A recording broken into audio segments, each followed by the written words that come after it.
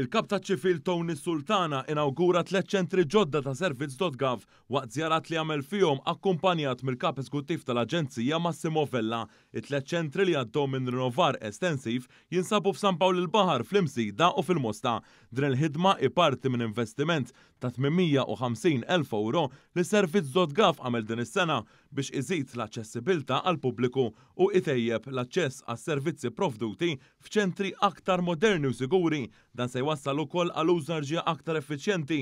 Iċ-ċentru ta' San Pawl il-Baħar jinsab bis-swit il-Knisja Parrokjali dak tal-Imsida fit-Triq il-Wied, filwaqt li ċ-ċentru ġdid tal-Mosta jinsab fit-Triq il-Parroċċa. Il-kap taċ-ċivil Tony Sultana qal li Servizz.gov u l-mezz ewlieni kif is-servizz pubbliku jasal għand in-nies tant li fl-ewwel 6 xhur din l-Aġenzija rċiviet aktar minn 1 miljun talba għall-informazzjoni. Nejn minnhom l-Imsida u l-Mosta kien hemm rinnovazzjoni kbira u posti ieħor San Pawl li kien totalment ġdid. Servizzi ta' Servizz.gov għall-poplu Malti kollu. Min-naħa tiegħu il-kap eżekuttiv Massimo Vella irrimarka li waqt li aktar nies qed jagħmlu użu mis-servizzi diġitali matul is-sena li għaddiet kważi 300,000 persuna fittxew assistenza wiċċ imwiċċ fl-24 ċentru reġjonali li Servizz.gov għandu inferxi mal-pajjiż.